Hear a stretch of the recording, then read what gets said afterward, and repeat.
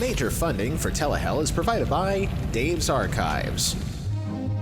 If you're looking for retro commercials from the 50s all the way up to the 90s and possibly some points beyond in the future, turn to Dave's Archives, also home to the TGIF live stream on Friday nights. Go to davesarchives.com. By Retrocirq on YouTube, home to the off-duty Mime Players and all those off-air commercials that he likes to put up so much from the 80s and 90s. Go to YouTube and type in Retrocirq, spelt with a Q at the end. And by the continuing financial support of our patrons at patreon.com/Telehell Podcast, including Mr. Cheeseball, Rhonda Farrell, Rick Kalacki Jr., Chris Michaud, Meredith Morrissey, Justin Moses, Rabbite, Spare Parts, and Neil Weinstein. Thank you.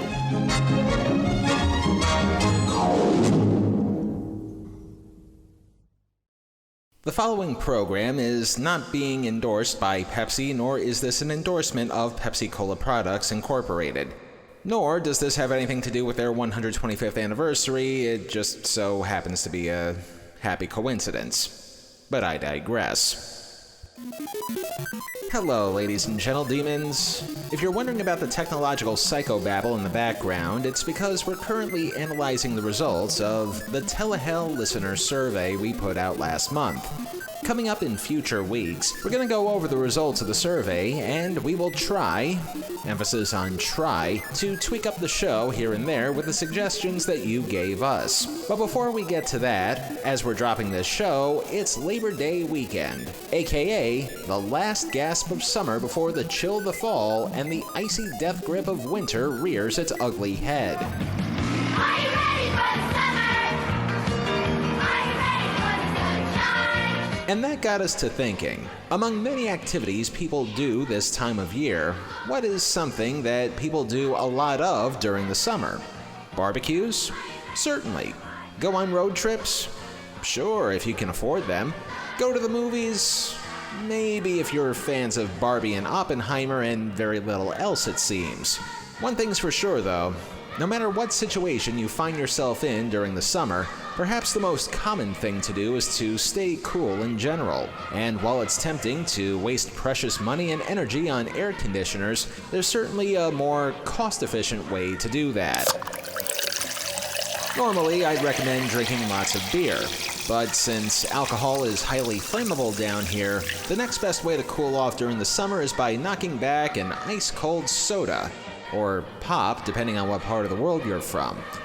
And just as soda does what it does to refresh and quench your thirst, there have been many ways to get people to drink their respective brands over the years. Feeling 7-Up, I'm feeling 7-Up.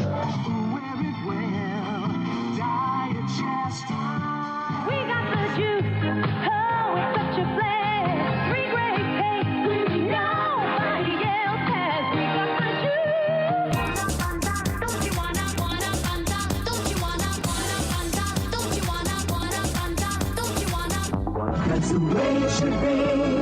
I like to see Hey, kid. the whole world smiling with me. Coca-Cola has life.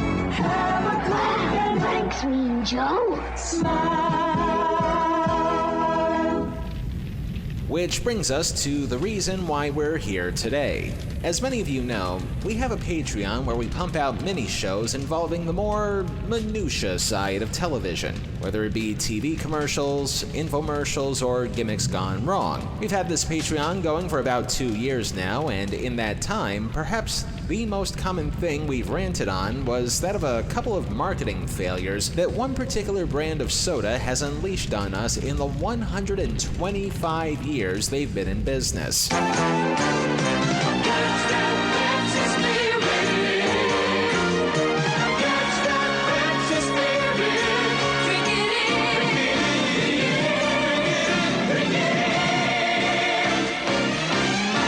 Since it's the unofficial end of summer, and since we're looking for ways to kill time until we return in November, and since one of the takers of our listener survey says that we should bring more of these mini-shows out from behind the paywall, we're going to take care of all 3 of those wants and needs by presenting to you the times when we took the fizz out of just some of Pepsi's best laid plans. You're about to hear 4 stories of how Pepsi's marketing department may have consumed one too many bottles of Coca-Cola to come up with their ideas, and they will be presented in chronological order of air date in a collection that we're calling The Pepsi Saga.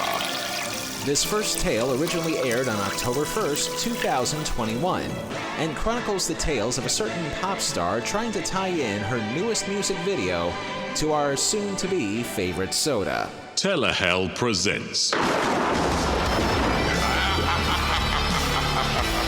premium content of the damned. If we're going to relaunch this segment, the very least we can do is not only hit on an easy target, but one that, rightfully, pissed off a lot of people when it first happened over 30 years ago. With that said, one of the more superfluous events to take place during the 1980s and part of the 1990s was when America's soda manufacturers seemingly went to war with each other. And while there were many brands to choose from, the 2 major players were the Coca-Cola Company and PepsiCo.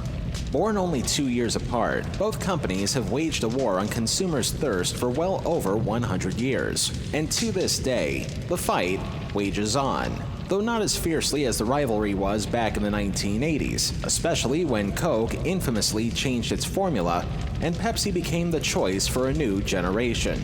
It seemed as though for a period of time, Pepsi would overtake the lead in terms of sales, marketability, and overall popularity, and continued to do so into the 90s.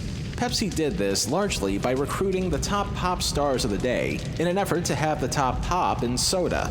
Most famously, the likes of Lionel Richie, Tina Turner, and of course, this guy. Pepsi presents Michael Jackson. Of course, Coke was not to be deterred thanks to their equally sizable roster, including Sting, Whitney Houston, Cyndi Lauper, and George Michael, which is all the reason I need to play this clip. Look at my butt! Excuse it's me, a force to be George. reckoned with. Accept it before it destroys you. But in sizing up both soda companies' talent rosters, that left Pepsi short a superstar. Who do they get to even things out?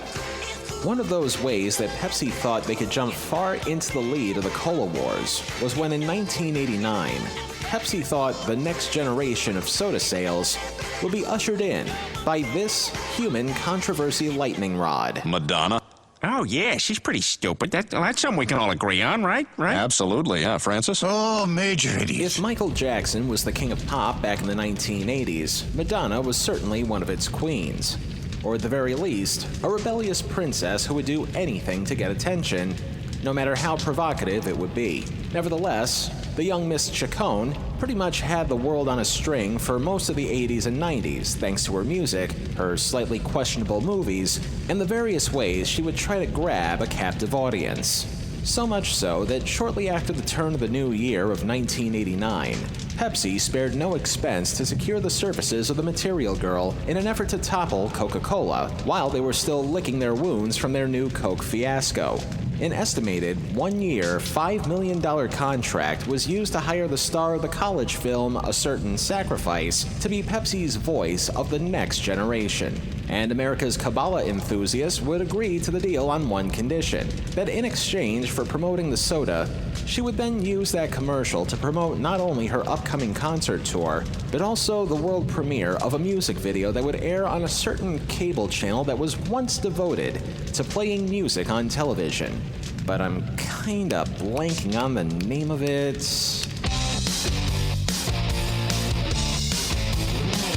Oh yeah, them. Needless to say, both sides came to an agreement, and the world's favorite fake British lady quickly became the pride of Purchase, New York. Of course, that's how things looked on the surface. What Pepsi didn't know, and certainly should have done their research on, was exactly who it was they were about to invest into.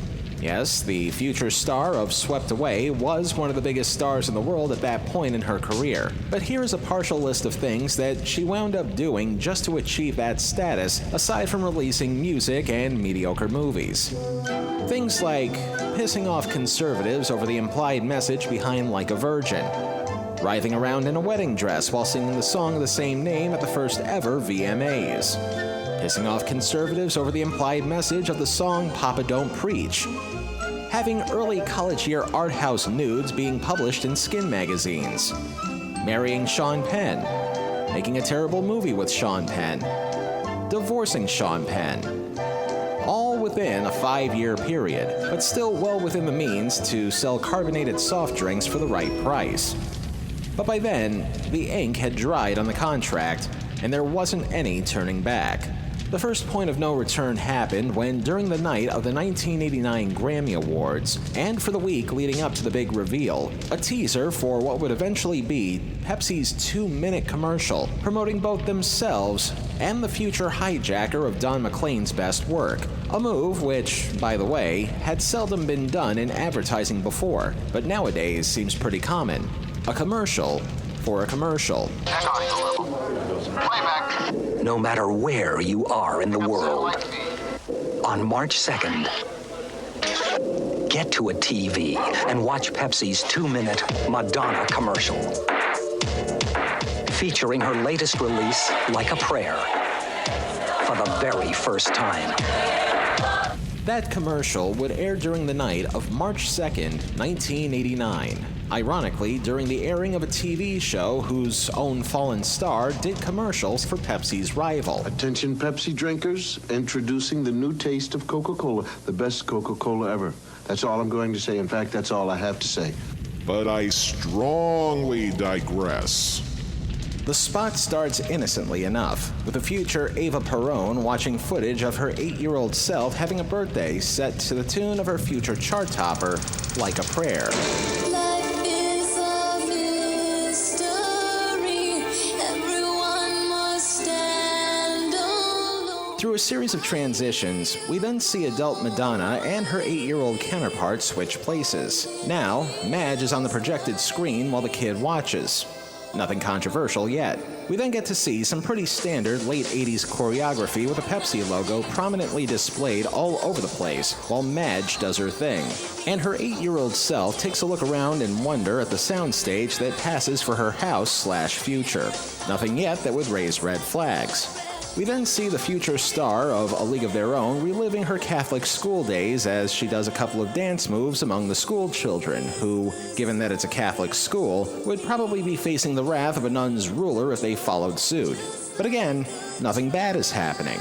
The commercial reaches its crescendo as Breathless Mahoney continues to dance alongside various backup crowds and even a gospel choir, ultimately ending with 8-year-old Lady Gaga Sr. getting transported back to her black and white world, while adult Madonna smiles approvingly at her while giving the little girl a simple request. Go ahead. Make a wish. And that's it? That's the thing that caused a lot of trouble for everybody?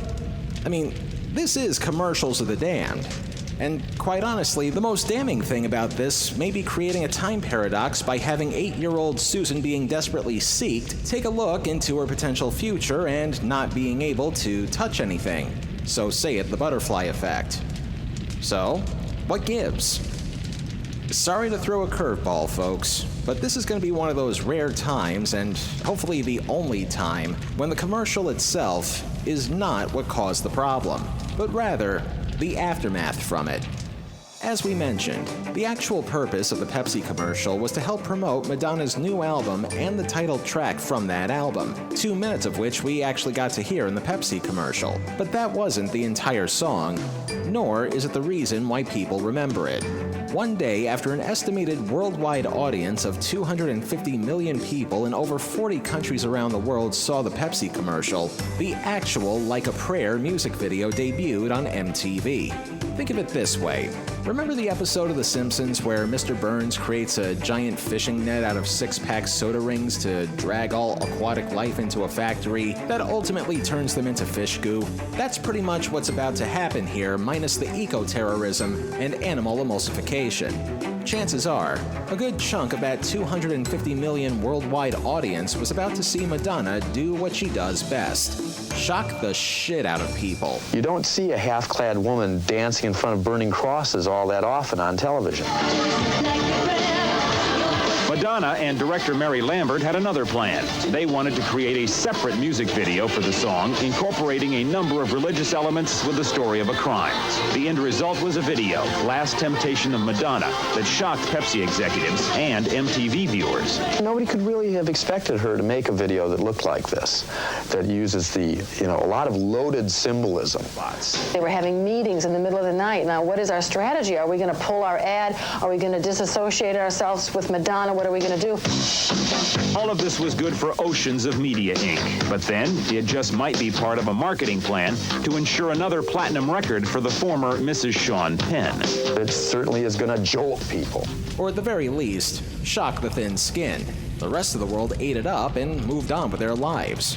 We're not going to do a full play-by-play of the video because, hell knows, many people have over the past 30-plus years, and quite honestly, the song by itself does stand the test of time. But for those who don't remember the video, it's worth pointing out that before she got all spiritually curious with other religions, Madonna was born and raised Catholic, which is evident by the imagery that we see starting off this video. The burning of a cross. Yeah, when you're Madonna, especially late 80s, early 90s Madonna, you take no prisoners within the first minute or you fail to get their attention. And that's just for starters.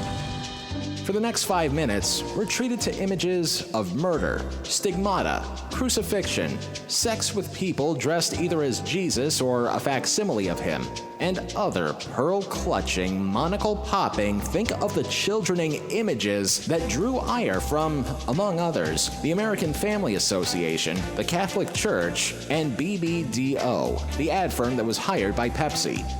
Oh, and also Pepsi, who is now facing pressure from the aforementioned American Family Association to pull the original commercial over fear of boycotting any and all Pepsi-related products, even though it wasn't the commercial that had the rough imaging. However, both the commercial, the song, and the music video were now unmistakably intertwined with each other, and something had to give. So where does Madonna's involvement with Pepsi wind up causing a commotion in Telehell? We live to tell that part of the story as we open our heart to the 9 circles. Limbo, lust, gluttony, greed, wrath, heresy, violence, fraud, treachery. As the old saying goes, bad publicity is good publicity. And this was probably one of the best examples of that. Yes, all those who complained were right to express their wrath, but it ultimately blew up in their faces, as Like a Prayer not only became one of the most successful albums of all time, but it only cemented Madonna's status as a take-no-prisoners diva. To add insult to injury, even though Pepsi ultimately severed ties with her, they decided to let her keep the $5 million payday that she got in the first place. And while it's unknown whether or not the one-time-only commercial actually helped make a dent in their 1989 sales or not, the fact that Madonna may have wound up benefiting more from the experience than Pepsi did might have been enough for them to wonder if that $5 million payday would have been better spent on something else, like, say, a bigger market share versus Coke. Greed can make you do risky things sometimes. Even if that risk wound up resulting in a music video that featured images that, even for 1989, were considered a little too violent, lustful, and downright blasphemous to certain audiences to declare it as heresy to the holy word. All just to associate with a soft drink. The Pepsi Like a Prayer commercial earns 5 out of 9 circles of Telehell. And thankfully, Pepsi would never have any problems with its advertising ever again. Now, the more Pepsi you drink, the more great stuff you're going to get. Sure beats the bus. Our next story in the Pepsi saga is one that we've technically put up for free previously. However, an eagle-eared listener has pointed out to me that I left a minor editing mistake in the show. So, if nothing else, removing that mistake will technically make this episode remastered, quote-unquote. Rewind with us now to November 26th, 2021, when some doofus thought he could buy a Harrier jet thanks to Pepsi. When you're a brand trying to establish itself, sometimes you'll do whatever it takes to get yourself out there in the midst of some already fierce competition.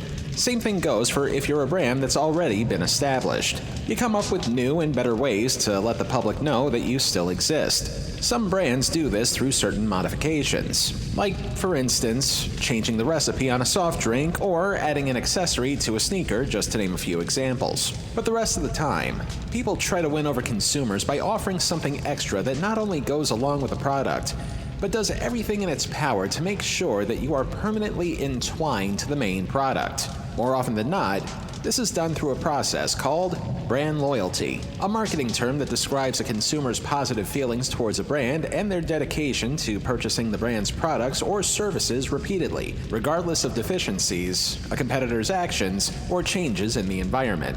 If you want a dumbed-down version of it, think of some of your favorite products out there and ask yourself if they have any kind of reward program attached to it in an effort for you to keep buying the main item. If you wouldn't feel quite right about spending $47.98 for a blender, don't. Get it with S&H Green Stamps. Get this Oster Classic. Attaching rewards to existing products are nothing new. There have probably been earlier examples predating 1896, but one of the first ones that benefited from a television audience was that of S&H Green Stamps, a form of coupon you would get when purchasing various goods and services and would then be used to redeem for future goods and services at a Green Stamp Redemption Center. To put it in more modern terms, think of them as the Rakuten or swag bucks of its time. Fast forward a few decades, and while green stamps rode off into the sunset, different products would come up with their own reward programs in an effort for the consumer to obtain free stuff, if they purchased enough of the base product in question first. And while these kinds of programs ramped up in the 90s, one choice for many generations led the way first. Come alive, come alive. You're in the Pepsi Generation. If Coca-Cola is the Hertz Rent-A-Car of soft drinks, Pepsi can be considered the Avis. They try harder at trying to get the average consumer's dollar to be spent on carbonated sugar water. And while both soda companies went neck and neck against each other for soda supremacy for most of their existence, it was the mid-1990s where we would see one of the truest tests for who would come out on top. The International Olympic Committee has awarded the 1996 Olympic Games to the city of Atlanta. A few years earlier, in 1990, it was announced that the 1996 Olympic Games would be taking place in Atlanta, Georgia, a city that was not only constantly on the grow, but was also home to, among other companies, Coca-Cola. Having both the games and an instant marketing machine take place in a city full of things that were instantly marketable only meant one thing for its competition: a whole lot of... So what was Pepsi to do when they realized that their 1996 may wind up seeing more red ink than an average Coca-Cola logo? When all else fails, bribe your audience, which they essentially did when they created Pepsi Stuff. Simply put, you drink Pepsi, and you collect the points which were, at the time, printed on the label of various Pepsi bottles, cans, and boxes. Use those points to get various Pepsi merchandise, lather, rinse, repeat, and very much in the tradition of S&H Green Stamps. On the surface, it seemed like just another cut-and-dry brand affinity campaign, one that, according to the New York Times, Pepsi sunk $125 million into merchandising and another $200 million into the advertising. The fruits of that labor beginning in the winter of 1996, leading up to the campaign's formal launch later that spring. Since this is another one of those commercials that are largely narrative-free, allow us to do a play-by-play. We open up on a house in suburbia shortly before 8 a.m. A young man is seen waking up and wearing a Pepsi-branded t-shirt with a caption that its Pepsi Stuff value was 90 points. Next, we see the man put on a Pepsi leather jacket, valued at 1,400 points. Based on the price tag, I hope this kid takes a lot of Gas-X. Next, the kid puts on a pair of Pepsi-branded sunglasses, valued at 125 points. And then the announcer tells us what this is all about. Introducing the new Pepsi Stuff Catalog. Just as a mysterious object whooshes through the sky, the object? Nothing more than your typical, common Harrier fighter jet that takes the kid to school. Now, the more Pepsi you drink, the more great stuff you're going to get. It sure beats the bus. Alleged value of the jet? 7 million points. And the notion that the kid may very well have contracted a serious case of diabetes and kidney stones from drinking that much soda in the first place. To the average TV viewer, that was certainly a way to get one's attention. To a business school student named John Leonard, however, he wanted Pepsi to put its money, its points, and its rewards where its mouth was. And from here, we're going to let this 1996 piece from CBS News tell the rest of the story. It was an eye-catching ad for Pepsi Cola, and it caught John Leonard's eye. Collect points from Pepsi labels and claim prizes like T-shirts and sunglasses, or, for 7 million points, a Harrier jet. It sure beats the bus. People say, well, didn't you want a T-shirt? I said, well, when there's a Harrier out there for 7 million Pepsi points, why not aim your sights a little higher? And Leonard, a 21-year-old business student, noticed some fine print. In place of labels, consumers could buy Pepsi points for 10 cents each. I did the quick math. I go, 7 million, 10 cents a piece, $700,000. Leonard got the $700,000 from 5 well-off investors. And let's pause right there.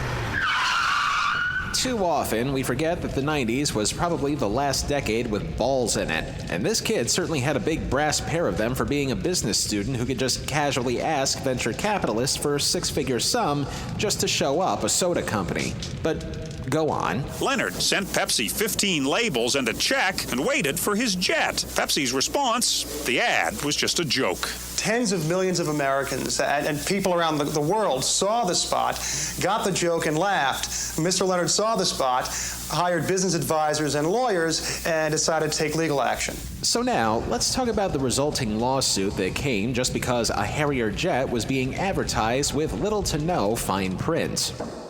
What would become the case of Leonard v. PepsiCo was known as a contracts case, which alleged that Leonard clearly wanted something that was being advertised in such a way that there was a possibility that the advertised item was indeed up for sale, even though there was clearly no fine print involved that stated it to be otherwise. Think of it as the real-life equivalent to Bart Simpson winning and subsequently not, but ultimately getting his own elephant. Hey, they're playing the elephant song! I love that. Reminds me of elephants. Only with more litigation. Litigation that ultimately resulted in Leonard losing his case in 1999 on the grounds that the commercial was, quote, evidently done in jest, and that, quote, the notion of traveling to school in a Harrier jet is an exaggerated adolescent fantasy. But the key takeaways from the case were the following. Number 1. It was found that the advertisement featuring the jet did not constitute an offer under the Restatement Second of Contracts, which is a whole nother can of legal worms that you may want to listen to a law-themed show about, but in short, the fact that the jet wasn't put in Pepsi Stuff's official catalog in the first place might have played a factor there. Number 2. The court found that even if the advertisement had been an offer, no reasonable person could have believed that the company seriously intended to purchase a multi-million-dollar fighter jet, new or used, and especially for the price tag of $700,000. And number 3, the value of the alleged contract meant that it fell under the provisions of the statute of frauds. But the statute's requirement for written agreement between the parties was not fulfilled, so a contract had not been formed. The court also made several observations regarding the nature and content of the commercial, as well as the real-world logistics of such a thing happening in the first place, including the notions that teenagers can't fly jets, and even if they had all the training in the world to do so, they would probably not be able to use one anyway since they're primarily designed for military usage, not for civilians, and that certain features had to be removed from the jet in order for it to be used for civilian use. To say nothing of the price tag that Harrier jets would have anyway. As of 1996, the most basic model would go for about $34 million, a far cry from the $700,000 that Mr. Leonard would pony up. But Pepsi thought ahead for that too. In light of the pending lawsuit, PepsiCo would alter their commercial slightly so that the price of the jet would now cost the typical Pepsi drinker 700 million points, or about $70 million in Pepsi points, or enough to buy 2 Harriers. But just to be sure nobody would fall for this trick again, the ad wizards at Pepsi also made sure to include a "just kidding" underneath the price tag in parentheses. Something that Pepsi should have done in the first place so that all this frivolity would never happen. In spite of the loss, it was really more of a wash, since Pepsi never cashed in Mr. Leonard's money, and therefore Leonard didn't have to lose money over it either. Money that I hope was returned to the investors who wanted to take part in this for some stupid reason. So, where does the tale of Pepsi and their falsely advertised Harrier jet find itself on the runway of Telehell? This is your captain speaking. We are now making our final descent into our 9 circles. Roger. Limbo, lust, gluttony, greed, wrath, heresy, violence, treachery. This is one of those cases, both here and in the actual courts, where even though a ruling was made specifically towards one particular side, it still felt like an even playing field, let alone a hollow victory for some. Leonard alleging fraud towards Pepsi with the ad's false promises, and Pepsi trying to defend themselves by stating that Leonard may have acted just a tad greedy towards the alleged jet offer. But in spite of the lawsuit, this didn't really harm or hinder Pepsi in any way. In fact, 2 good things actually came from this incident. When the time came for the Pepsi Stuff promotion to fully roll out during the Summer Olympics in Coca-Cola's stomping grounds, sales for Pepsi actually surpassed Coke that summer. On top of that, the case of Leonard v. PepsiCo would wind up in legal textbooks for years to come, just in case another law student was foolish enough to try something similar ever again. The Pepsi Stuff Harrier jet lawsuit earns 2 out of 9 circles of Telehell. Hey, we didn't say we have to ring every single bell, but we only need at least one of them to count. Pepsi Stuff would see a number of revivals over the years, and each one of them pretty much had the same outcome. Buy enough of the product in question, and be able to align yourself with that product with supplemental merchandise. A ploy that, to this day, has seen an equal share of fans and detractors with several other products worldwide. Up to and including this classic slam made by Pepsi's main competitor Coke via their sister brand, Sprite. Hey, what's better than Juki? Juki Jump! Juki Jump! I got this Juki caulking gun! I drink 93,000 cans and I got this Juki sock! Oh, I got this Juki helmet! Hey! I got the Juki sea captain! I got this Juki harness! I got a Juki hernia belt! Just like my favorite basketball player! I got this Juki chainsaw! Thanks, Juki! There's one reason to drink something, and it isn't to get junk. And as far as the lawsuit goes, thankfully, after experiencing backlashes involving hot-button pop singers and misleading advertising over the years, Pepsi would never experience anything problematic with their commercials. Never, ever, again. Ever. No! Okay, well, bye, Chloe. I gotta go. I'm on the set of my Pepsi commercial. I stopped the police from shooting black people by handing them a Pepsi. I know, it's cute, right? Oh, for fuck's sake. Can you give me at least until 2022 to take that one on? Please? Thanks. Continuing with the Pepsi saga, our next misstep with the soda maker is probably one of the biggest missteps that they've made in recent years, as Pepsi tried to align themselves with social justice causes. Gird your loins, ladies and gentlemen, because it's time to discuss the Pepsi Live For Now campaign of 2017. Original air date, September 30th, 2022. Well. Look who's come bubbling back. You're the Pepsi Generation, the light of a brand new day. We've covered a couple of Pepsi's biggest marketing missteps in the past, from aligning itself with Madonna as she launched her, as of 1990, most controversial song, to the time when some poor fool tried to sue them because they couldn't give him a Harrier jet, to a number of points in between that we have yet to get to. But since this is our first mini show of the season, you know we have to start things off with a bang.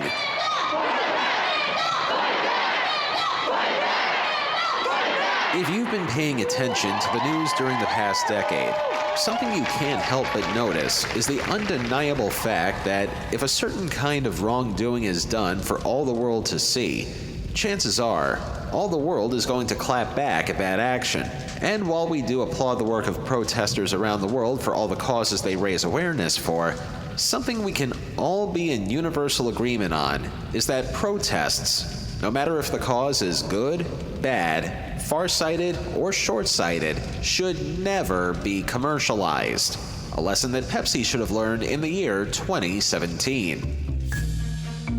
While most products reach out to advertising agencies to help convey the product's message, Pepsi is a large enough company that it can take care of that stuff in-house, which they did under a division known as the Pepsi Creators League. According to an article from The Hollywood Reporter, the intention was for this particular ad that they made to, quote, take a more progressive approach to truly reflect today's generation and what living for now looks like, end quote. Naturally, Pepsi had to throw the word generation in there somewhere because they've been using that as part of their marketing since the dawn of time. You're in the Pepsi generation. It's the Pepsi generation.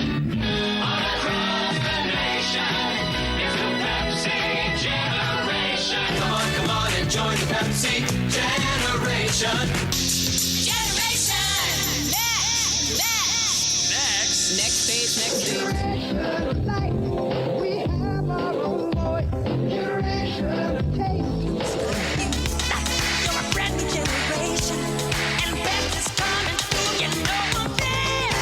As for what the current generation was living like these days, I guess it depends on which generation you're trying to cater to. Not generations X, Y, or the millennials, because they were starting to reach the point in their lives where soda may not be as good for them as it used to be. So of course, they had to aim younger, and to the far end of the alphabet. Generation Z, or the Zennials, were going to be the target demographic here. After all, the children are our future, and what they do with that future is entirely up to them. Of course, said future is going to continue to be murky so long as there are still things in the world worth fighting for. So with that, Pepsi's Creative League came up with an idea where the hope would be for people to come together at the most tense of times. The commercial, which would debut as a largely dialogue-free short film as of April 2017, would help reflect that message, being delivered as such.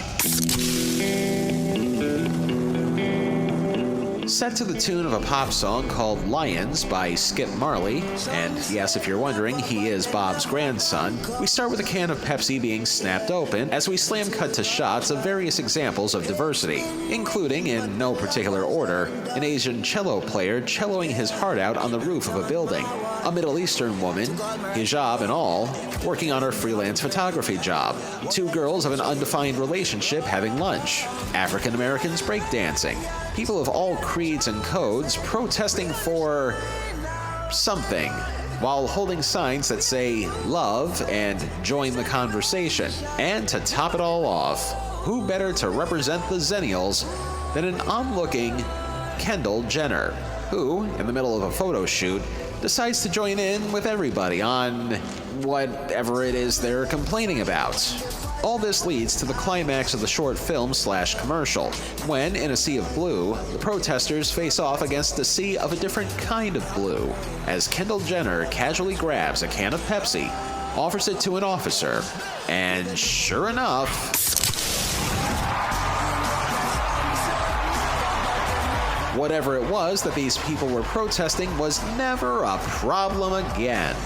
And all because somebody who was on the fringe of the fringe of the fringe of being famous gave somebody decked head to toe in riot gear something to drink. Cap off the film with Celebrating in the Streets, and the next in a long line of memorable taglines for Pepsi. Pepsi, live bolder, live louder, live for now. The reaction to the spot, as I'm sure you could have guessed, was nothing if not subtle. Next tonight, the ad trying to sell soda using themes of policing and race. Tonight, that ad has now been pulled after unleashing outrage across this country, including Martin Luther King Jr.'s own daughter. If you've ever been to one of these protests, this made it look like a block party, like it was everyone having a good time. And if you've ever been or witnessed any of these protests, I don't care what it's for, if it's Black Lives Matter or it's people fighting for abortion rights or people opposing abortion rights, whatever it is, these are people who are deeply committed to values and are worried. They're worried for their future, for their kids' future, for their grandkids' future. It's not a party, and this minimized their struggle and their fight. This commercial ends with a message even more profound than join the conversation. Live for now. I think I'm reading that correctly. Is that how you're supposed to? For now. Yes. Live for now, especially if you're Pepsi's marketing department, because I don't think you guys are going to be there for long. And not to be outdone, my favorite reaction to this ad was how Saturday Night Live handled it / commented on what everybody in the known universe was thinking at that moment. Okay, well, bye, Chloe. I gotta go. I'm on the set of my Pepsi commercial. I stopped the police from shooting black people by handing them a Pepsi. I know, it's cute, right?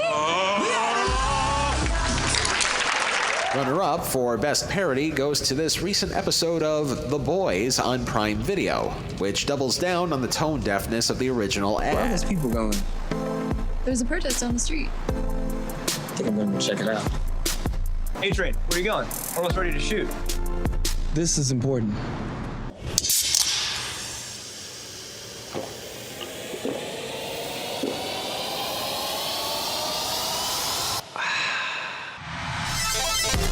We gotta listen to each other.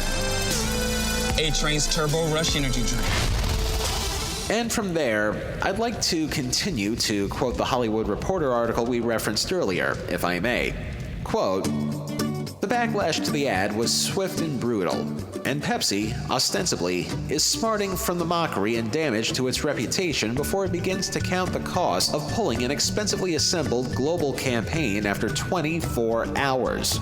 However, there is a silver lining of sorts. Some in the advertising industry think that the ad was deliberately created by Pepsi, the company playing some form of Machiavellian four-dimensional chess. A creative at a well-known British agency who wished to remain anonymous told the Hollywood Reporter that either the entire creative and marketing team at Pepsi didn't consider, even for one moment, that having a vacuous pseudo-famous white rich celebrity pretend to be in a protest march was a bad idea, or they figured the PR reach of it would be worth far more than any negative throwback. Since the backlash broke, there have been thousands upon thousands of memes created and shared by millions all over the world, the kind of publicity and visibility that money can't buy. There's no such thing as bad publicity about this," said an advertising executive.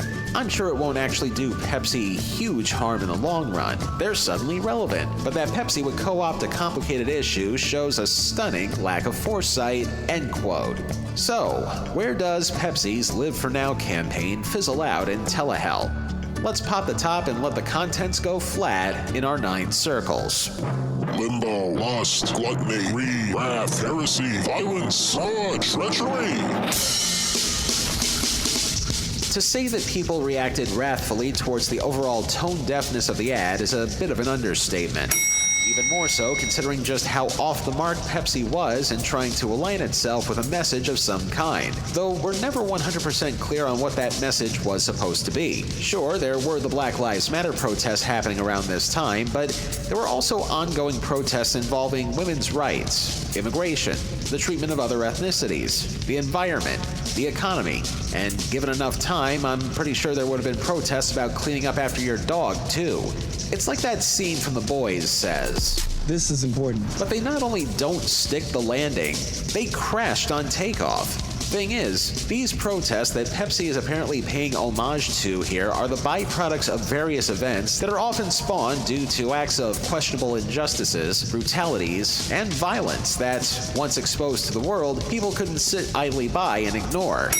To say nothing of the fact that the soda people tried to leech themselves onto something that did not, could not, and should not be stylized, glamorized, or even monetized, resulting in a kind of greed for them that I didn't even know could exist. all for the sake of their never-ending appeal to the hip and young crowd. And while we're on the subject of Zennials, much as it actually pains me to defend a member of the Kardashian family, but it's not Kendall Jenner's fault that the commercial turned out the way it is. I kind of feel obligated to say this because some of the hate the commercial got was simply because of her participation in the ad. Pepsi paid her to be in the commercial, and that's it. Granted, the interaction between her and handing the riot cop a can of soda at the end might have been the X factor of where the hate for the ad comes from, but she didn't write the script. Pepsi's creative brain trust did. Tar and feather them before you go targeting the innocent bystanders. That being said, Pepsi using her as a flag bearer for a movement with no clear direction may have been the most short-sighted part of the whole thing. Why not just hire an unknown actor to do the can-to-cop delivery? The message would still be tone-deaf, but the volume of the deafness would be lowered by several octaves. And all for the sake of increasing consumers' gluttonous desires to drink carbonated sugar water. All in all, despite the bad press that Pepsi got for the ad, it did do one thing right. It helped put Coca-Cola's sales into the lead once again. Oh, and by the way, that also tags the commercial for fraud, because way back in 1971, that other soda maker tried to unite people in a positive way, and at least that message was less crass than what took place 50 years later. I'd like to buy the world of Coke and keep it company. That's the real. Then again, if policemen in riot gear showed up during that commercial, maybe Pepsi might have had the upper hand for a few years in sales. I'd like to buy the world of Coke. The Pepsi Live For Now ad earns 5 out of 9 circles of Telehell. And it's spots like these that make me pine more for the days when all you had to do to advertise something was just show a product, tout its features, show the product being used, and then wrap it up in a nice 30-second package. For our final entry, for now, in the Pepsi saga, something that's a lot more lighthearted in comparison that also fizzled out in Pepsi's face. This time around, what could possibly go wrong when Pepsi teams up with one of the biggest monoliths in technology to offer the youth of America relatively free music? What do we mean by relatively free? Let's pop the top to April 14th, 2023. 20 years since the moment when Pepsi met iTunes. It's time once again to take a look at a marketing misfire from the choice of practically every generation. Join the Pepsi people. Feeling free. And unlike the other ones that we've covered here so far, this fizz out from Pepsi is really less about controversy and more about a botched execution of things. But before we pop the top, a little background. Legal troubles over copyright infringement aren't slowing down Napster. The song-swapping company is now in the top 50 list of most visited sites on the web, according to Media Metrics. And spin-offs are on the way. At the turn of the century, with technology continuously evolving by the minute, so were consumers' ability to, well, consume things. In this case, music became much easier to consume thanks to the creation of that infamous music sharing system known as Napster. Short version, Napster's initial intention was for people all over the world to share their music collection with other people in an effort to increase a global sense of community and common interests. That Metallica song you like? Maybe somebody in Finland likes it too. Trying to save up your allowance to buy the new Destiny's Child CD? No need with Napster, since you could download the album digitally and for free. And therein lies one of the biggest problems the program had. Sure, people would be able to download music free of charge with seemingly no strings attached, save for one particular string the size of a bungee cord. A federal court ruled Monday Napster must stop allowing music fans to swap copyrighted material. They got plenty of money from their tours and things like that. Can't play an MP3 on your stereo in your car, but they should just get over it. But fellow student, I think that paying wouldn't be such a bad idea because it would put that money back into the recording industry and keep our jobs going. Monday, the Recording Industry Association of America won the latest round in its battle against Napster. Napster. It's time for Napster to stand down and build their business the old-fashioned way. In short, the people who made the music felt that they were on the losing end of the spectrum, making hard-earned money from their singing, songwriting, producing, and all the other elements that are needed to put out an album. Or, as a fellow employee of Hell once said, Selling bootleg tapes is wrong. Musicians need that income to survive. Hey, so naturally, in the spirit of David versus Goliath, the recording industry took Napster and its many other imitators to the cleaners in the early 2000s. Napster was pretty much declared a portal to piracy. So much so that by the ultimate reason of proxy, everyone who ever used Napster to download music was passively stealing it whether they realized it or not. Of course, no jury in the world could ever convict millions and millions of people at the same time unless it was a class action suit. If only there was a legal way to pay for music while still being able to enjoy the convenience of downloading it. But it would take a technological super genius to figure that out. So what are we going to focus on next? Well, we're going to change all this today with something we call iTunes.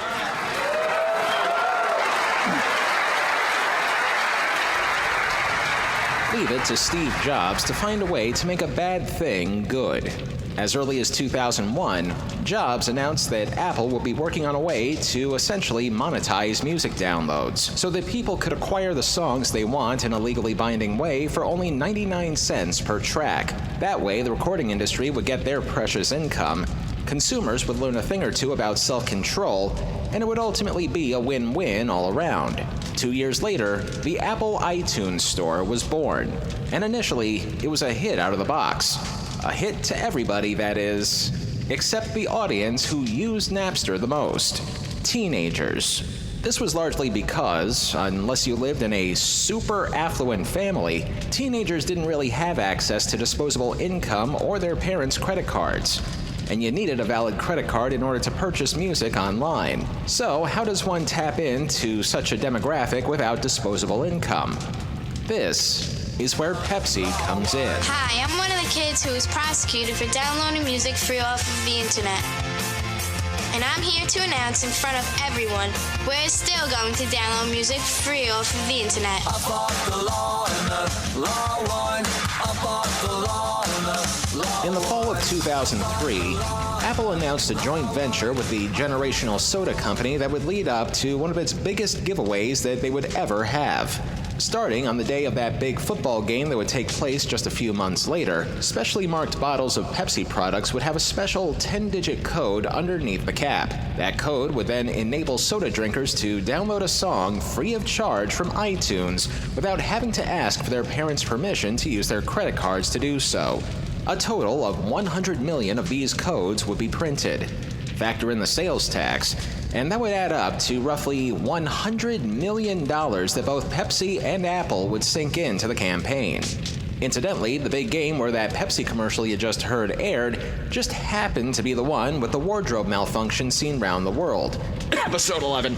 So it's pretty safe to say that those who saw that happen on live TV also saw that same commercial. And for the most part, the campaign seemed to have worked like gangbusters. People were buying Pepsi, people downloaded music, and people became familiarized with the convenience of Apple's iTunes service. And it seemed as though everything about this campaign was going well.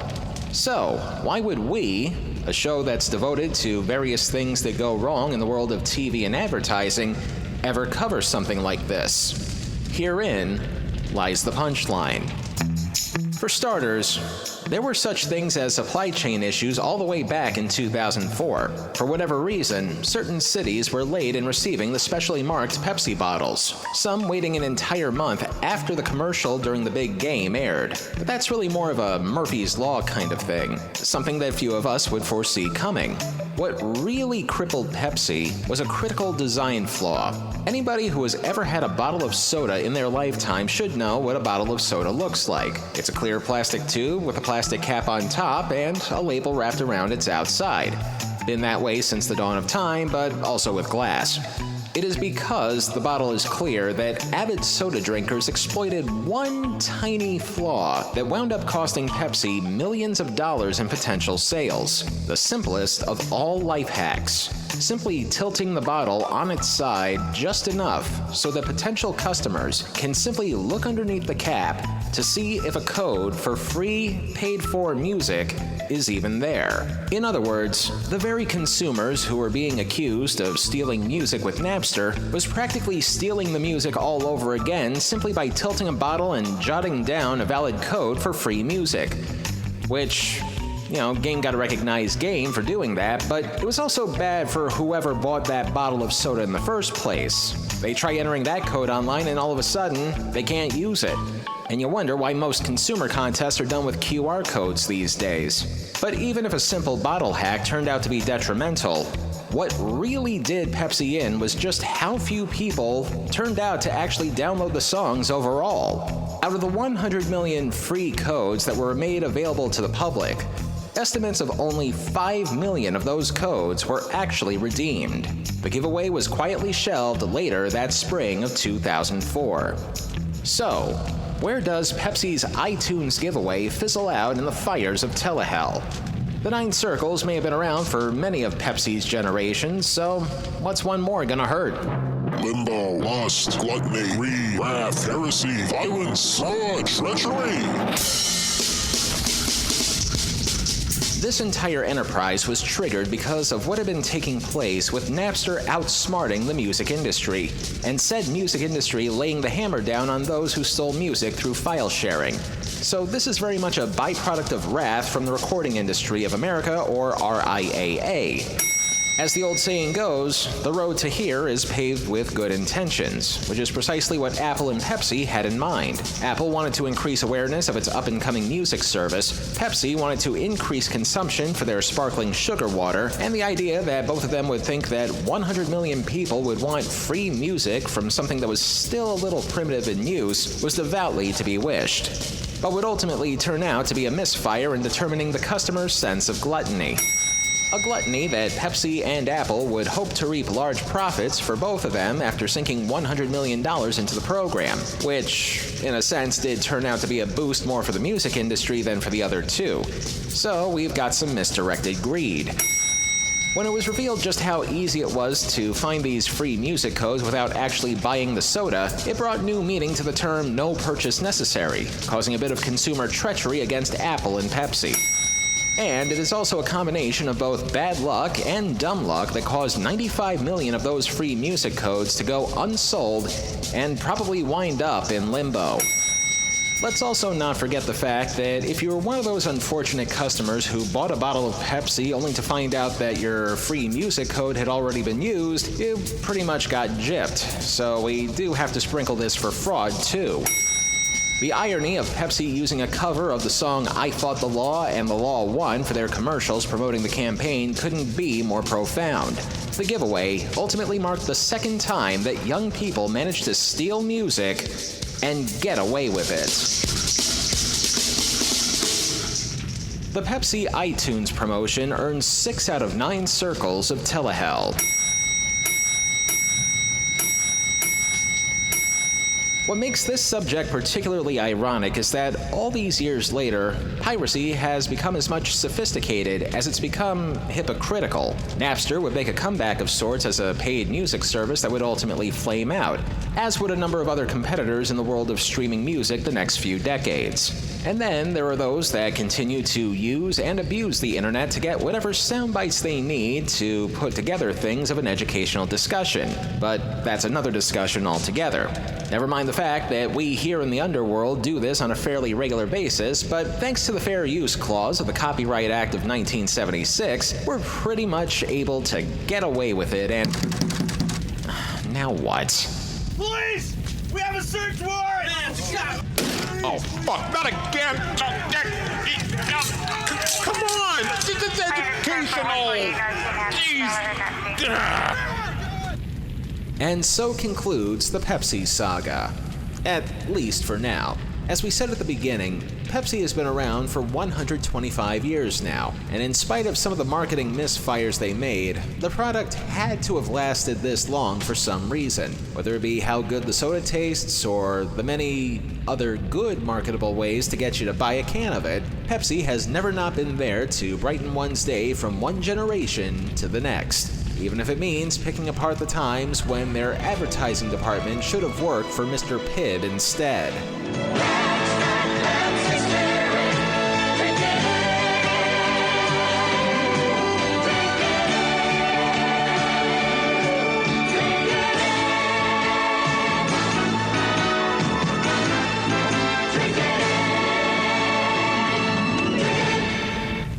That'll do it for this one. The next time you'll hear from us is in a few weeks, where, in lieu of our annual recap show, we'll discuss the results of our listener survey and also give a slight tease as to what we're going to be doing this season. Until then... If it's not in Telehell, it's not worth a damn. Telehell was written, produced, edited, and narrated by me, Justin Hart. All clips used in this program are protected under the Fair Use Doctrine of the U.S. Copyright Act of 1976, and all clips used come courtesy of their respective companies and owners. Some of the music used in this program comes courtesy of YouTube and their audio library service. Telehell is a production of Horton Road and is distributed by Libsyn. A lot has changed in the world of social media since we last spoke. Particularly, the place where you tweet is no longer tweetable. But we're still there, just under the letter X. We're also still on Facebook, and yes, we're also even on Blue Sky now. Though I hear you kind of need an invitation code to get in. I'm working on that, but try to follow us on Blue Sky anyway. That's X, Facebook, and Blue Sky, all three of them, at Telehell Podcast. But aside from socializing, do not forget to like, comment, rate, subscribe wherever you hear this show. That's the only way you can get people to know that we exist. See you later.